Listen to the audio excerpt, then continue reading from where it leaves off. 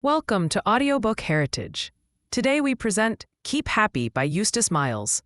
Keep Happy by Eustace Miles. Why keep happy? Contrast first. Let's explore the contrast. Before proceeding, take a moment to consider what occurs when one maintains a state that is the opposite of happiness. This could involve a range of feelings, from extreme violence, whether directed toward oneself or others, to deep melancholy, and everything in between. On the other end of the spectrum, we find ordinary emotions like fear, worry, resentment, depression, and grumpiness. For those interested in delving deeper into the effects of these mental states, recommend consulting Elmer Gates's The Mind and the Brain, or works by Professor Elmer Gates, from the Smithsonian Institute in Washington, states, "My experiments show that irritable, malevolent, and depressing emotions produce harmful compounds in the body, some of which are extremely poisonous. In contrast, pleasant and joyful emotions generate chemical compounds that are nutritious, stimulating the cells to produce energy.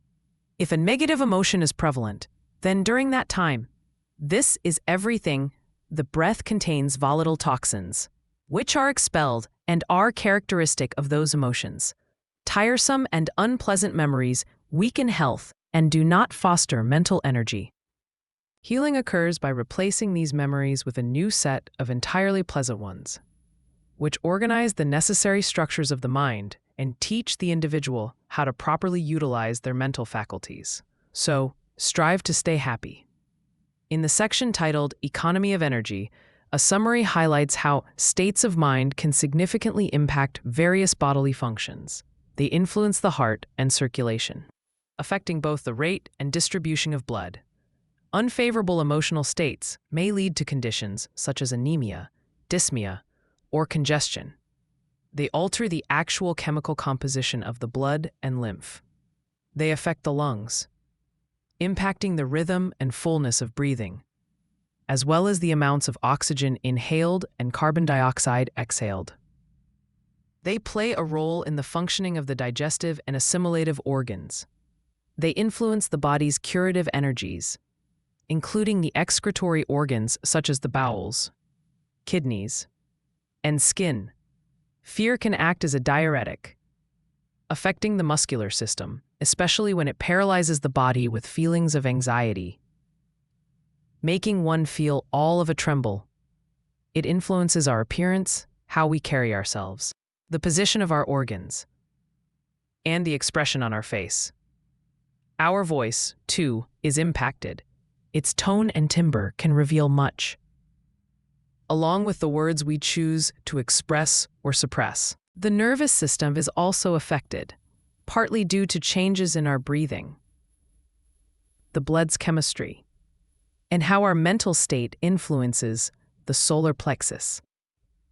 This can alter our energy levels and endurance, as well as our poise and ability to master ourselves, recover from setbacks, and direct our own actions.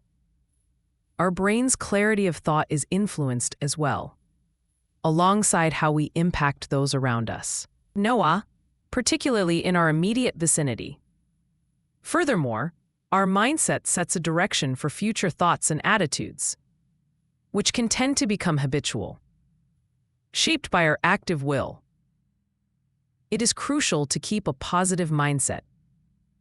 Anxiety, which encompasses fear, drains more vitality in a single day than a week's worth of work. Anxiety is not only unnecessary, it is unproductive and ultimately destructive.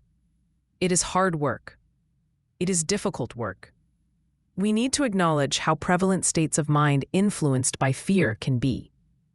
Fear is a contributing factor to worry, and it often intertwines with feelings of anger and depression.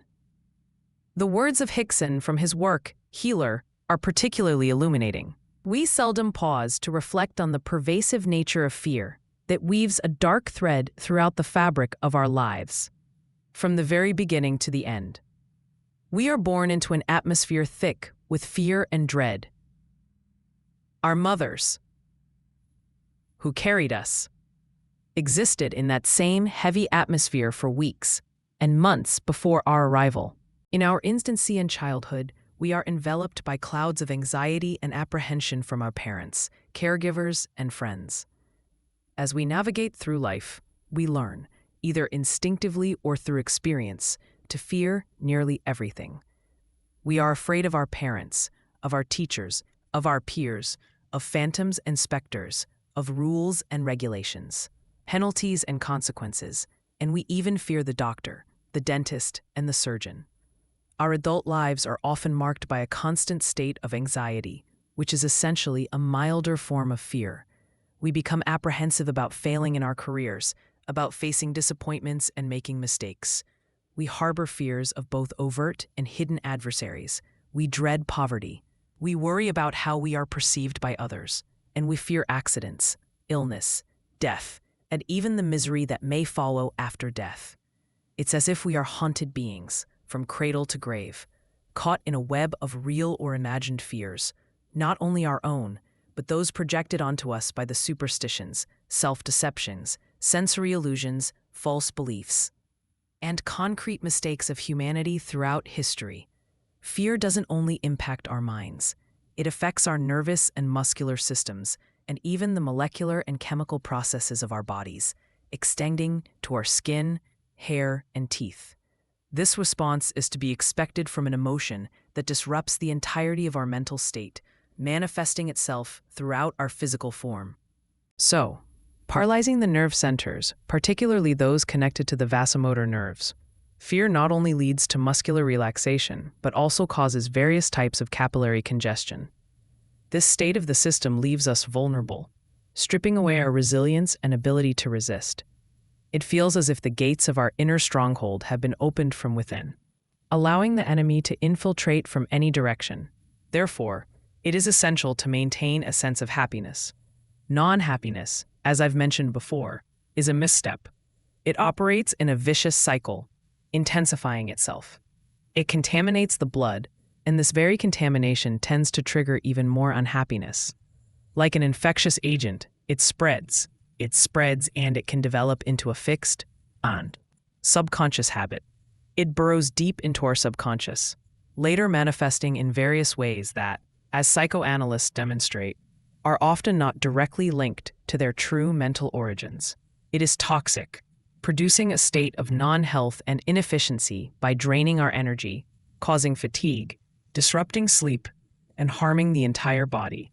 It constricts our energies, and, distracting both body and mind, it hinders concentration. It impedes circulation and the elimination of waste, disrupting the rhythm, depth, and quality of our breathing as well as all the vibrations within our physical system. Moreover, it is unattractive, and it stands in the way of financial success and social connections. After all, who wants to associate with someone who is not happy? It also hampers intellectual success. Consider this: non-happiness can lead to poor and inferior work. It makes tasks more challenging, tiring, and devoid of foresight and perspective. It simply does not contribute positively. As Ian McLaren wisely said, "What does your anxiety achieve? It does not relieve tomorrow of its sorrow. Rather, it robs today of its strength. It doesn't allow you to escape the negative. Instead, it leaves you ill-equipped to handle it when it arises." So, maintain happiness. From a moral and ethical standpoint, non-happiness, especially in the form of worry, exhibits cowardice, imbalance, in a lack of moral consistency and persistence. It undermines self-control and self-mastery, and it can be very unkind to others. Therefore, prioritize your happiness. Non-happiness can shorten life and usher in a premature, burdensome old age. It's a form of selfishness, in the most detrimental way.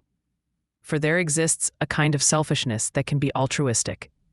It negatively impacts future generations. Also, it creates challenges. It brings down the world. It's an exploit, and it cannot keep up with the pace of change as it has already set itself up throughout the world. It's a form of selfish insincerity, evidenced by the profound influence a mother has on her child both before and after birth. It makes us less independent and diminishes our freedom. So again, keep happy. How happiness helps. Happiness employs the expulsive power of a positive mindset to drive out, neutralize, or negate non-happiness. This is far more effective than simply trying to avoid unhappiness, which may leave the mind vulnerable to a host of other negative influences. A happy heart is too full for unhappiness, just as a brightly lit room cannot harbor darkness. As Mr. from Night expresses, happiness fills the heart alongside its three companions: health, harmony, and happiness and helpfulness. Thus, the key is to remain happy. Happiness works against the cycle of negativity, which brings about greater joy and is self-reinforcing. Among its many benefits, happiness purifies and revitalizes the blood, which further encourages the mind to seek out even more happiness. It fosters the habit of happiness and creates a natural inclination towards it, storing joyful memories for future reference. In looking ahead, happiness should be seen as a valuable asset. Therefore, cultivate your happiness. Happiness does more than just alleviate mental and physical ailments, such as depression, anxiety, fatigue, poor sleep, and circulatory issues. It genuinely fosters positive health, well-being, and fitness, enhancing self-healing capabilities and providing a preventive buffer against future challenges. So, stay happy. Think of the letter alone. Happiness contributes to health in various aspects, enjoyment of life and all that it offers. Energy, since health provides a tonic effect without any negative side effects. Economy, when we are happy, we don't need drugs, stimulants, narcotics, or vacations. Happiness saves vast reserves of precious energy, both physical and mental. Endurance. Just consider the long hours we can work when we're feeling happy. Ease. Efficiency. So remember to keep happy. Happiness generates the right vibrations throughout both mind and body, partly through the solar plexus and the sympathetic nervous system. It's only recently that we've begun to understand the significance of the rate and quality of these vibrations. When the same elements vibrate differently, we can end up with ice, water, or steam. We recognize the full and elastic firmness of faith, contrasted with the shrunken and paralyzed tremors of fear. It largely comes down to a difference in vibrations. Happiness embodies the most desirable vibrations. Happiness means that we breathe in more life-giving and purifying oxygen, while exhaling carbon dioxide and other waste. It leads to better sleep and allows us to function on less. Happiness enhances circulation, keeping the body warm in winter and cool in summer. It lightens the burden on our hearts. So, remember to stay happy. Happiness even improves our appearance, making our eyes shine brighter, our skin clearer, our steps more robust, and our posture more upright. In general, happiness makes people more appealing and carries significant social value. Therefore, keep happy. Financially, happiness pays off. A joyful salesperson is more persuasive, while a happy person naturally attracts and retains friendships. These friends are more inclined to lend a helping hand simply because their own happiness is uplifted by yours. As James Coates wisely said, "Smile at your business and it will smile back. Follow the light of that smile." So, remember to stay happy. On an intellectual level, happiness helps us to see with greater clarity and foresight. Happiness helps us solve our problems in the best way possible. It grants us greater understanding and sharper intuition. A happy mindset makes us more receptive to the best ideas and puts everything into better perspective. Once again, happiness boosts our mental energy, endurance, ease, and effectiveness. Larson offers some wonderful insights on this. Just be glad, and you will always find reasons to be glad. You will discover more and more things to make you happy. He encourages us that when we feel tempted to be discouraged or disappointed, we should choose to be glad instead. Simply by deciding to be glad, you can change your fate. Know that happiness is within your reach. Declare that you will embrace it. and stick to that resolution firmly. Even when circumstances are not in your favor, maintain your gladness, for a joyful heart can transform everything to align with our desires. When things do not bring you joy, focus instead on creating pleasure within your own heart and soul. It is a universal truth that all good things will eventually come to those who seek the greatest happiness. Therefore, cultivate happiness within yourself. Regardless of the times, seasons, or circumstances, the individual who combines joy with their labor often produces the finest work. Learning to be glad is beneficial in every aspect of life. The more you appreciate what you have received, the more blessings you will attract in the future. Joyful heart and a cheerful soul have the power to improve any situation. When you infuse your mind with gladness, you bring clarity to your thoughts. And with a clear mind, you can develop better plans for the future. In every aspect, be it moral, ethical, spiritual, intellectual, financial, or social, happiness is a vital and integral component of success and progress. We might almost say that happiness encompasses the widely celebrated virtues of courage, persistence, and composure, while also significantly contributing to self-control and self-mastery. Therefore, it's essential to maintain your happiness. It's a kindness to others when you stay happy. Happiness fosters forgiveness, not the typical fleeting kind of forgive but can't forget, but genuine goodwill and a pleasant warmth akin to sunshine. So, keep happy. Happiness promotes a youthful spirit, one that embodies the best qualities of childhood along with the wisdom of age. Therefore, keep happy. Happiness enhances the quality of our lives, so keep happy. Extending it not in the way of someone elderly who may simply exist as a burden, living in name only and almost like a vampire, but rather in a way that makes life increasingly meaningful and valuable. So, keep happy, for happiness is inherently selfless, but it's important to note that non-selfishness, while valuable, is a more passive trait. Happiness, on the other hand, is not just about avoiding negativity. It is vibrant, radiating, and contagious. When we ponder how we can assist others, one answer stands out: we can choose to remain happy. Larson's words encapsulate this sentiment perfectly. He who is always glad is always contributing to the welfare of every member of humanity. Truly great soul constantly seeks ways to enhance the well-being of others. Yet, there is no method more effective, impactful, or far-reaching than this. To be joyful at all times is to serve mankind better than anything else we can do. Just think about the transformation that occurs when a joyful person enters a room. How every task feels lighter when the spirit of joy is present. Every individual has the ability to spread joy wherever they live or work. Work in the spirit of joy, take heed, and your work will embody that joy. A rare and valuable creation, a known and great creation, the very best of its kind. So, strive to be happy, to uplift those around you, and even those far beyond your immediate circle. Cultivate joy, to nurture your children and future generations. Whether you are currently a parent or preparing to become one, prioritize happiness. The relationship between a parent or anyone responsible for children and those children beautifully illustrates how our mental states can affect us.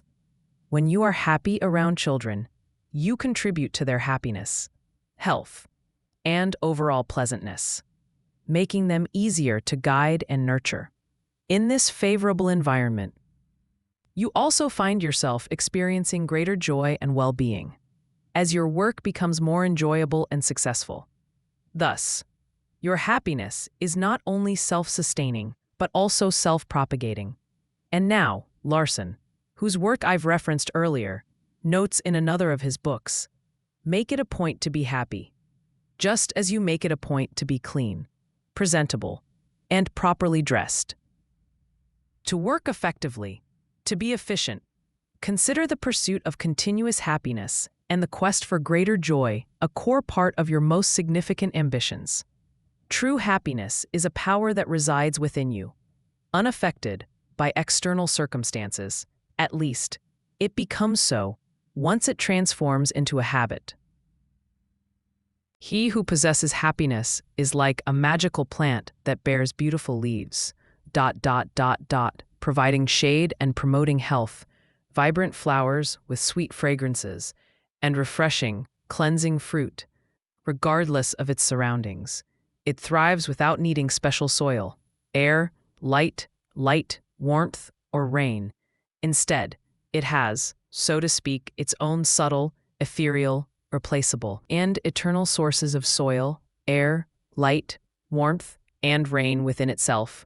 Therefore, strive to remain happy. The gospel of happiness, once a term that conveyed good news, but has since lost much of its uplifting essence. When we explore it deeply and broadly, through various perspectives and in future contexts, it embodies sound philosophy and strong spirituality. To a devout Hindu, God is understood not only as wisdom, love, and might, but also as bliss. Sat Chidananda encapsulates the concept of lasting reality, true knowledge, and blissful happiness. Perfect God, this concept applies whether we believe in a personal being or not, as an impersonal being is not easily imagined to be sad. Surely, a perfect God cannot be sad. We are encouraged to strive for perfection, as God is perfect. We are often advised to fill our minds with healthy, invigorating, and purifying thoughts. This, once again, aligns with a New Testament commandment. A usual translation of Philippians 4:8 doesn't fully capture the vitality and energy of the original Greek text, but it conveys the general idea.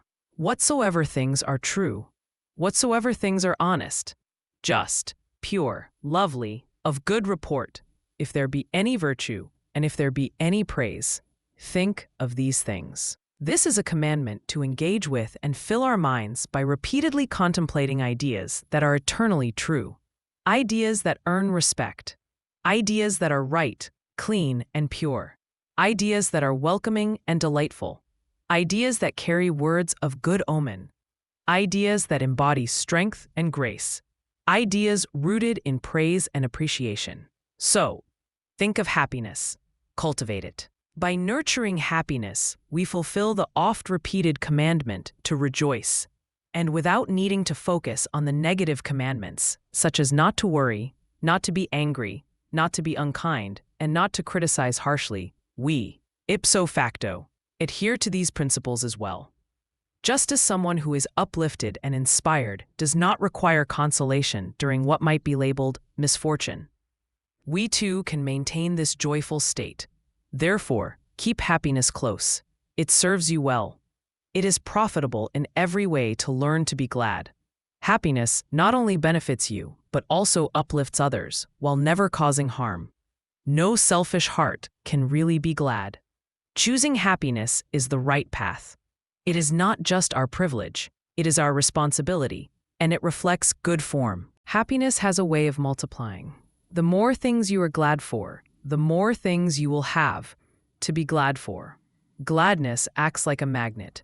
Because you found joy even when there seemed to be no reason for it, now, you demonstrated that you are worthy of everything that has the power to bring you joy. That which we genuinely deserve is destined to come and remain ours. Embrace gladness. Now, embrace gladness, and soon you will attract those elements that foster joy. But how? How can we maintain our happiness? It's easy to advise others, or even ourselves, to stay happy. But the question is, how do we actually do it? Here are just a few suggestions among many. People often wonder, what about difficult situations? How can we stay happy during, or in the face of? Sometimes the question becomes whether we actually do it. Whether these situations belong to the past, present, or future.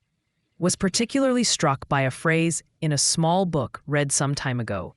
It described how someone who was heading into a difficult interview, is advised to go to the man, taking God with you.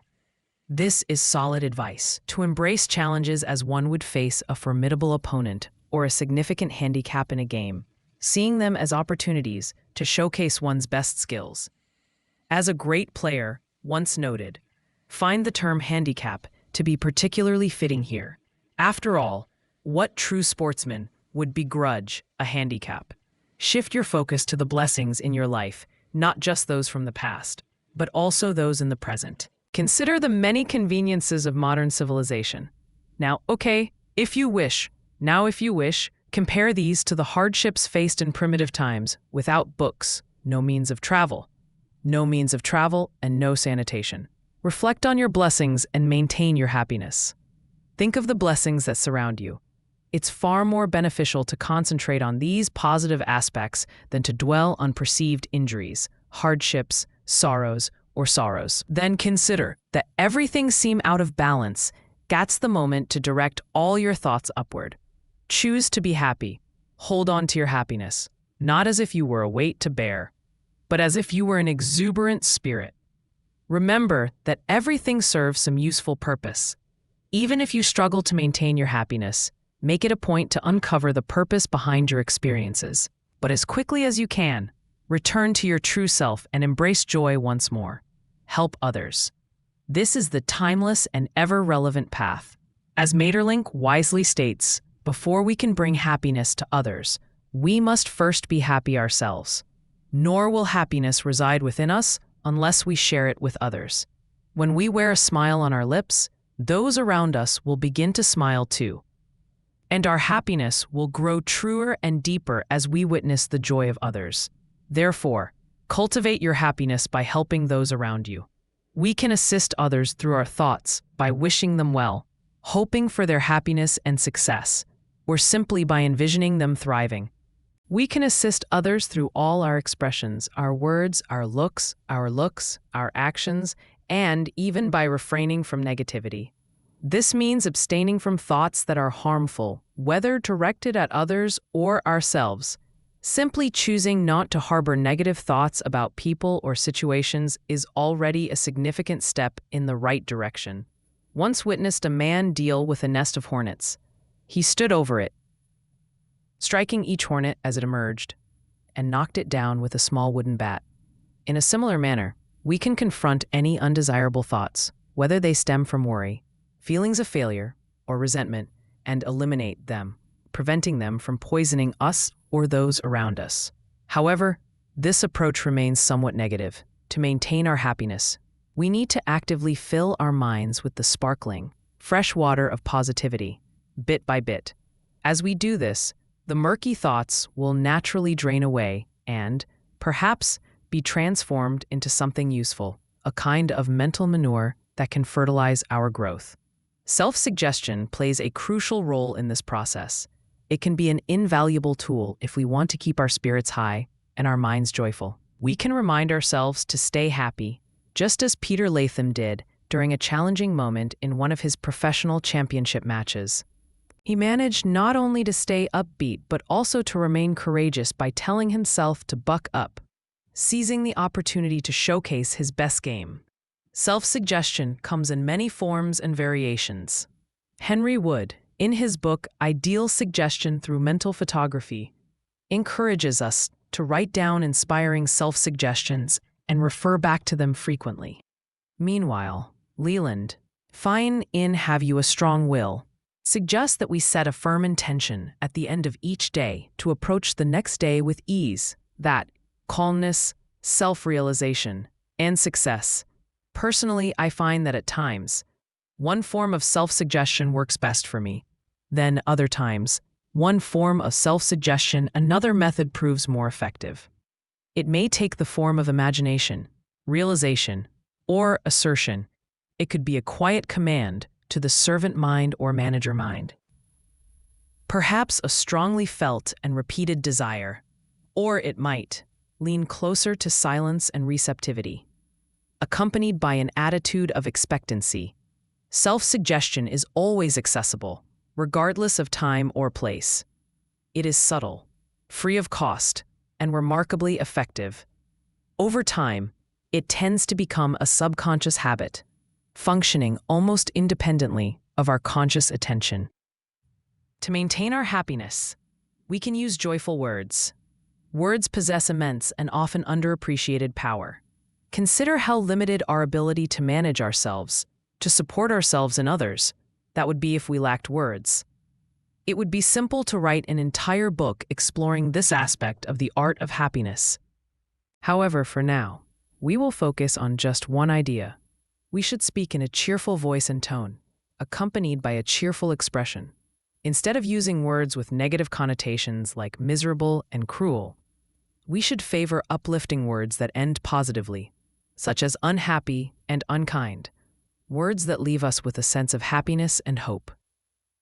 On the other hand, when we feel the need to mention something unpleasant to seek assistance or resolution, we must avoid using vivid expressions. It's important not to sound whiny or overly emotional. This is truly a moment for a flat, expressionless voice, much like what you would hear from a secretary reading the minutes of a prior meeting. Can we not speak about pleasant things with the enthusiasm often seen in the French? If we desire excitement at all, yet when we have to address unpleasant topics, let us do so with the calm detachment of the Hindu. After completing any self-suggestion, remember to maintain your happiness. To maintain happiness, we must engage in repetitions of self-suggestions and affirmations of joy, long before we feel the need for them. Instead of the old saying, "In time of peace, prepare for war," we might say, "In time of peace, prepare for victory," thus preventing any real conflict. The repetitions should be persistent, which can take the form of simple reiterations or through synonyms like happiness, gladness, enjoyment, joy, and welcome. They can also include related words, those that evoke not just happiness itself, but also its familial connections, but also the parents, such as the parents, siblings, and children of happiness. For example, the letter alone holds a significant impact on our feelings of joy when we repeat. With careful attention and an understanding of the essence of each term, words like purity, poise, peace, plenty, power, pluck, and pleasantness. When it comes to the influence of repetition, we must remember that we are primarily shaped by our subconscious mind. Our subconscious mind, in turn, is largely a reflection of what our conscious mind has chosen or permitted itself to think. Every moment, every now, it is our conscious mind that determines what thoughts we allow to take root. Rather than simply repeating the ideas or the words that encapsulate them, we can maintain our happiness through reason and logical reasoning.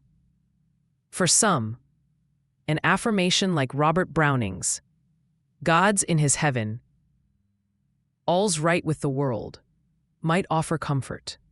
For others, it could be more beneficial to reflect on the advantages of happiness or the drawbacks of unhappiness, or to explore how past disappointments have ultimately transformed into blessings. Recall a time when was deeply disappointed at not receiving a fellowship at Cambridge.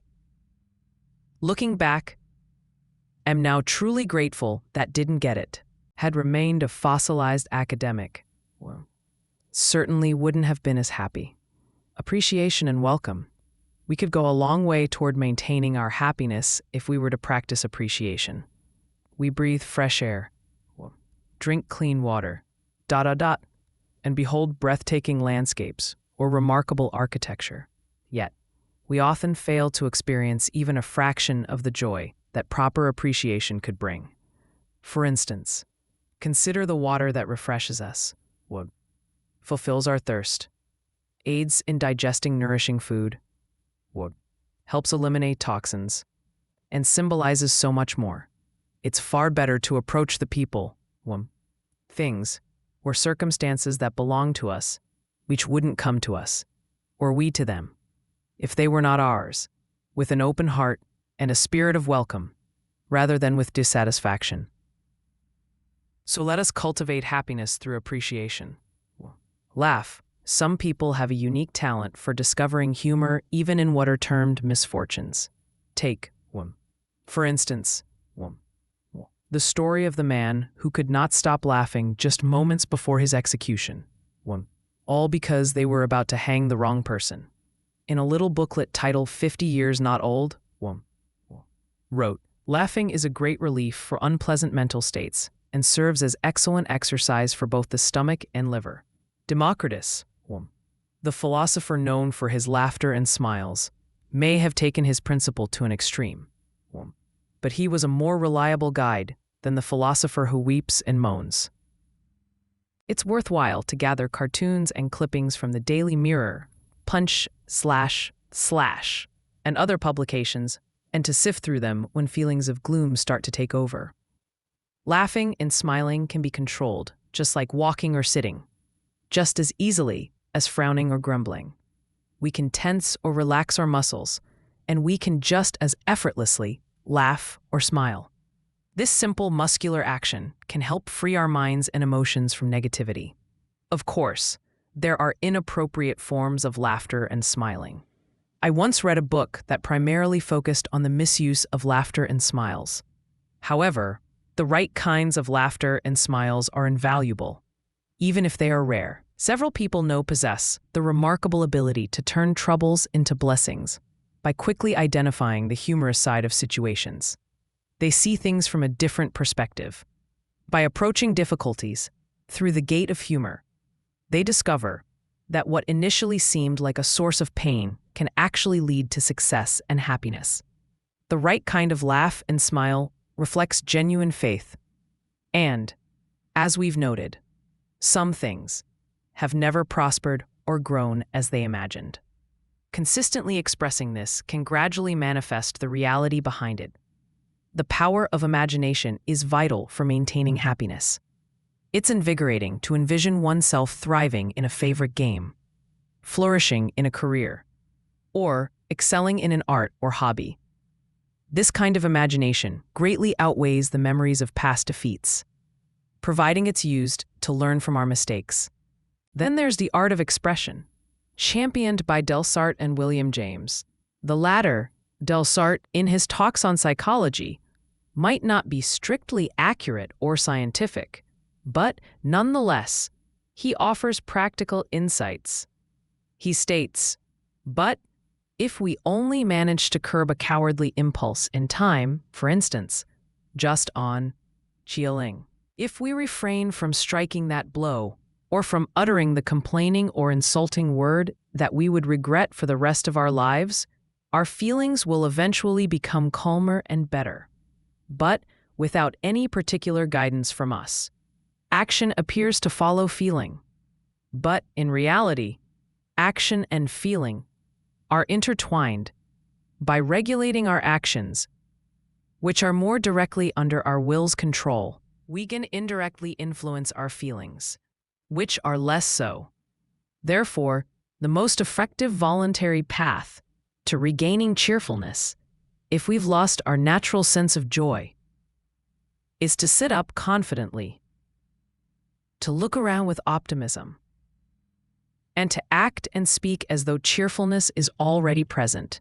If this approach doesn't make you feel cheerful soon, nothing else in that moment will. In order to feel brave, we must act as if we are brave, channeling all our will toward that goal. And before long, true courage is likely to replace our moment of fear. Similarly, if we wish to cultivate kindness towards someone we have previously viewed unfavorably, the most effective method is to consciously smile.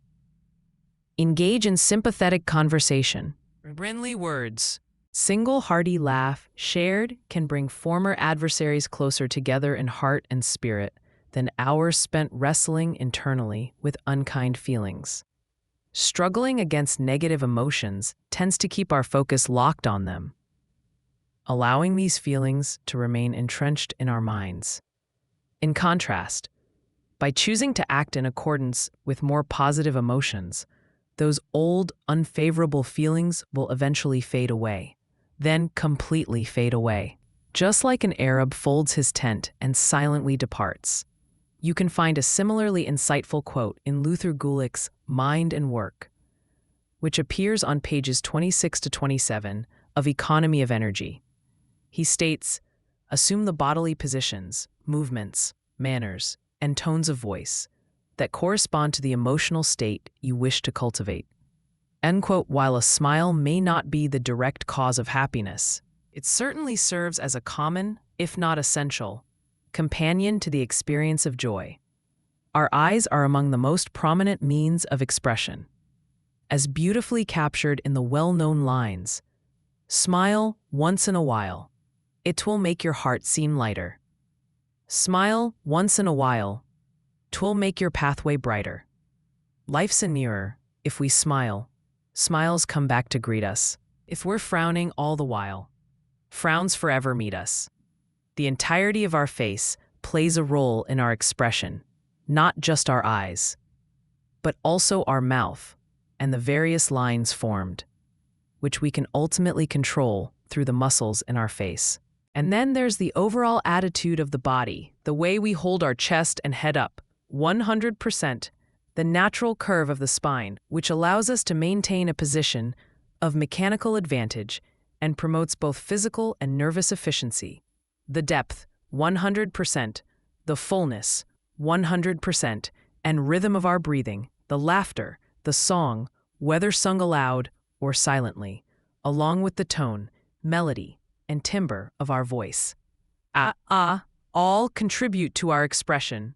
One thing we often overlook is that, just as we can strengthen our biceps, 100%, we also have the power to train the muscles that govern our expressions. If people can dedicate 15 minutes a day to a monotonous and often quite ineffective, if not harmful, routine of spring grip dumbbell exercises, why can't they carve out a few moments each day? Or even take advantage of those many spare moments throughout the day, 100%, to work on the muscles that shape their expressions. By uplifting their hearts and engaging in laughter or smiling, 100%, they can cultivate happiness.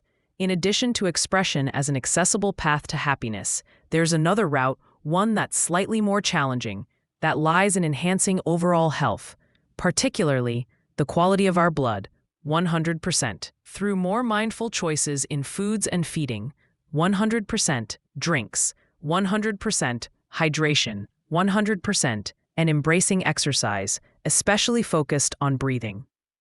There are various paths to better health, and while more detailed principles can be found in numerous books, this space allows for just a few suggestions. When it comes to improving our foods and drinks, remember a conversation with the late Dr. Forbes Ross. He shared that during his time as the medical superintendent of a certain asylum, he noticed patients became notably aggressive on Thursday afternoons. After investigating, he discovered that they were served beef extract during their midday meal on that day. He swiftly banned it, and just like that, the Thursday afternoon turbulence was a thing of the past. In my own experience, I found relief from years of depression more than 23 years ago when eliminated flesh foods and meat extracts from my diet. It's important to note, however, that this doesn't imply that such foods are the sole cause of unhappiness for everyone. Even less does it imply that they are the sole cause, or even the primary cause, or even in every situation. Many haphazard vegetarians have experienced unhappiness. What it does suggest is that a better diet may play a significant role in enhancing happiness. The overarching idea of diet, however, in terms of promoting or boosting mental and physical well-being, including happiness, would certainly involve establishing a regimen that helps eliminate the clogging, depressing, or irritating toxins and waste materials, while avoiding the addition of such elements. Instead, it should aim to rebuild a clean and healthy body and mind through a better balance of various food components. When it comes to beverages that contribute to well-being and subsequently enhance happiness, they should be cleansing and should contain the minimum of undesirable substances, whether they are overstimulating or narcotic. There's no need to elaborate here on how food and drink influence the mind. We are all aware of the gloomy effects of conditions like liver issues, indigestion, and constipation. and how these troubles are often linked to our food and drink choices. However, few people who haven't delved into this subject as extensively as have, thanks in part to my collaboration with the esteemed clinical analytical expert, Mr. Collings, can truly appreciate how some common and seemingly harmless mistakes in our diets, such as overconsumption of starchy and sugary foods, fruits, tea, coffee, cocoa, and the like, can lead to poor health and consequently unhappiness. These dietary missteps can impact both the brain and the solar plexus, causing the storage of toxins and resulting in an acidic, mental, contaminated bloodstream. There are countless individuals who believe that just because their civilized peers regularly consume certain meals without question, those meals must inherently be acceptable. What they fail to recognize is that nature does not spare us from her consequences, often referred to as her punishments, simply because a large number of people are making the same errors. Being conventional in our choices does not shield us from the repercussions of conventional blunders. Could present letter after letter that illustrates how, sometimes alongside better foods and drinks, sometimes better, simple water treatments and various exercises have contributed to improved health and happiness. There are exercises like those found in Economy of Energy on pages 79, 83, 86, 87, 87, 90, 94, 94, and 97 that enhance body posture, improve the fullness and rhythm of breathing, and optimize muscle efficiency through relaxation and other techniques. These include stretching exercises, foot exercises, trunk exercises, athletic exercises, and so forth. But just one or two examples will suffice to illustrate how attention to physical actions can influence the state of the mind. Better posture, foot exercises, improved breathing, and reduced muscular tension are key factors when the heart, lungs, and stomach are slouched and are dead. It can lead to both mental and physical depression. The right exercises, simple and easy, can help realign these organs into their proper positions, alleviating feelings of gloom and paving the way for happiness. Happiness brings with it its own distinctive style of breathing, as shown by the pneumograph and the registering cylinder drum, ... which differs significantly from the breathing patterns associated with fear or anger. By cultivating the deep, ... full ... and rhythmic breathing linked to happiness as a habit, we are already halfway to dispelling feelings of unhappiness and welcoming genuine joy. Moreover, ... when we experience anger or restless worry, there's often accompanying muscular tension. Release these tensions and let your muscles relax. The art of this can be taught and learned. As we do so, ... we often find that feelings of dissatisfaction begin to fade away. However, it's important to be aware of the distinction between temporary relief and long-term solutions when it comes to physical remedies. Too frequently, ... we are led to believe in quick fixes that offer immediate exhilaration or a brief escape from feelings of worry or depression. ... These solutions might push toxic substances out of the bloodstream, ... but they don't eliminate them from the body entirely. ... Instead, they tend to shift these toxins to the tissues, ... where, as Mr. Collings has demonstrated, ... feelings of dissatisfaction begin to fade away. They can remain stored and continue to cause trouble for both body and mind in the future. The fleeting sensations of relief, whether from a cup of tea or coffee, ... some aspirin, ... a cigarette, or even a cold bath, may provide an instant sense of ease, ... but they do not lead us down the path to true happiness. It is, rather, a fleeting moment that crosses the road to happiness at one point and then moves on. What we truly desire is not just a brief spark of happiness at the steep cost of our future well-being and happiness, but rather the cultivation of a lasting habit of happiness. We want to remain happy. We are willing to sacrifice, if necessary. if necessary, immediate pleasures of the present for the sake of a more enduring future. As the author of The Way of the Servant expresses, do ask renunciation of my children, renunciation of the less. Not every path to happiness may be unpleasant from the outset. However, it is likely that certain approaches, particularly those involving abstinence from or moderation in various stimulants and narcotics, may initially seem far from bringing any happiness. When you are happy, truly embrace that happiness.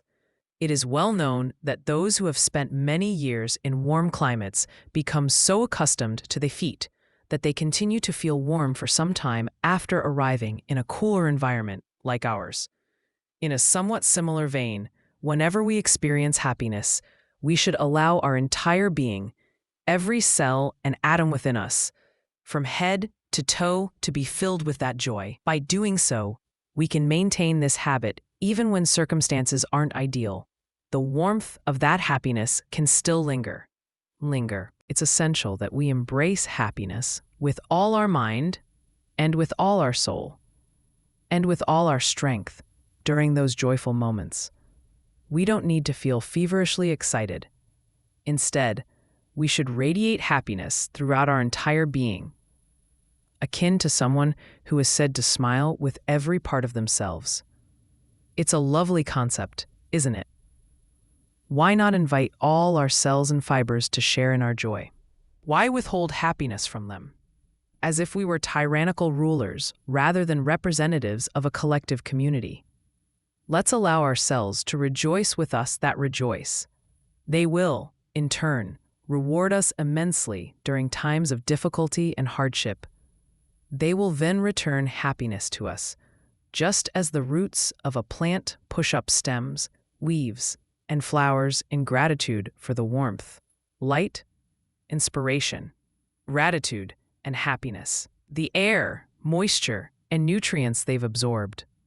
If, as Virchow and many others suggest, cells possess a certain individuality and intelligence, wouldn't they respond to our happiness at least as much as we respond to the happiness of our nation and empire when we receive good news and celebrate the successes of our collective? To truly enjoy an environment, or even the memory of it, is a wonderful journey. Instead of rushing through our cherished holidays and moments of peace and joy, if we take the time to pause on every charm and focus our attention on the pleasantness around us, we can transform the environment, which so many rely on for their health and happiness, into our own possession within our minds. We can achieve this through vivid picture memories, sound memories, or even word memories. Here's one from Batty. But who can recount the melodies of morn? The wild brook babbles down the mountainside, the lowing herd, the simple bell of the sheepfold, the distant pipe of an early shepherd, barely visible in the low valley, echoes far and wide. The clamorous horn resounds along the cliffs above, the hollow murmur of the ocean tide, the hum of bees, the love song of the linnet, and the full choir that wakes the universal grove. But what is our true environment? Most people would quickly answer the air, the buildings, the scenery, and the people and paraphernalia that surround us at any given moment. Indeed, these are part of our environment. However, our real environment is, first and foremost, the contents of our mind. It is particularly that part, whether memories or imaginations, upon which we focus our attention and interest.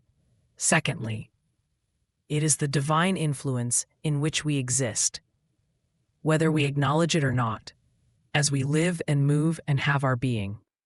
Ultimately, we inhabit whatever we think about or permit to dwell in our minds. In these few pages, I have said little about what are typically considered environmental aids. My intention has been to highlight the importance of maintaining happiness and making use of the resources we often have at our disposal.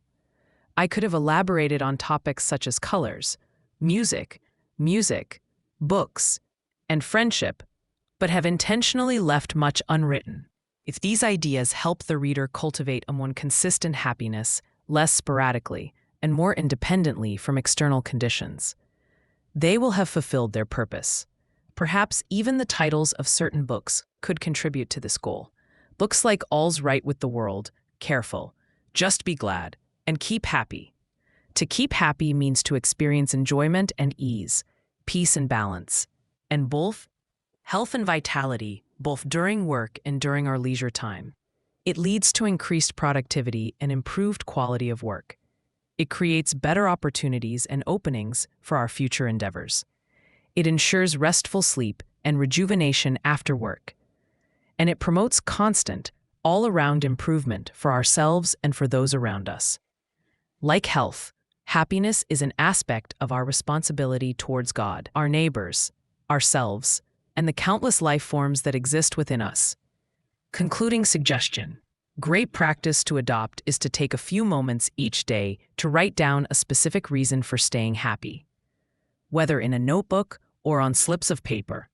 Mr. Watts. Arthur Knight and have been doing this consistently for several months, and we've shared our lists with one another from time to time. Here are just a few of the many reasons we've recorded. They aren't organized in any particular order. They are simply written as we noted them day by day. We encourage every listener to try this practice. Keep happy. When happiness is present. When happiness is present, the trivial challenges of life lose their power to disturb and taint our spirit. Keep happy. This means residing in the elevated part of the mind, where the air, light, warmth are abundant, and where all good things begin. Keep your thoughts in this joyful space within yourself, and you won't just receive the right insights, the ones you genuinely need, but you'll also elevate the minds of those around you to the same uplifting level. Keep happy. The more you commit to and continue to embrace happiness, the more you will realize and be convinced of its profound and progressive benefits. Keep happy. And those things that, in the ordinary course of life, might seem large and significant, disrupting our peace of mind and balance, will either fade into insignificance or transform into valuable lessons, teaching us how to navigate the game of life. If we aspire to be at our best, in body, mind, and spirit, we must maintain our happiness. Gloom and sorrow diminish our ability to excel and to give our utmost. Keep happy. There's nothing negative to say about it. In fact, it is everything positive to be said in its favor. Keep happy. Happiness is as much a duty towards God, our neighbors, and also ourselves as purity, kindness, or any other virtue. Moreover, happiness makes every other virtue easier and more enjoyable. No matter how effective your physical or mental regimen may be, or how many excellent rules you follow regarding diet, exercise, and so on, the principle of keep happy is a valuable addition to your daily routine. Keep happy. Joyful spirit acts like a magnet, attracting all that is pleasant and beneficial from various sources, drawing them to you. Keep happy, even when you're feeling ill-tempered, depressed, or anxious. Adopting this mindset will shift your perspective, allowing you to see the good in everyone and everything around you. Keep happy and share that happiness with others. When we spread joy, we always receive more blessings in return than we give away. Keep happy. Challenges and troubles tend to magnify in the presence of unhappiness, which only serves to nourish them. Keep happy. Cultivating happiness is both good and godlike. Keep happy. Those who are happy naturally wish to spread joy to everyone around them. Keep happy. Maintaining happiness is a form of true heroism, just as much as any sudden act of bravery. Keep happy. Then every good quality within you will grow, flourish, multiply, and radiate. The end. Thank you for listening on AudioBook Heritage. Subscribe for more timeless classics.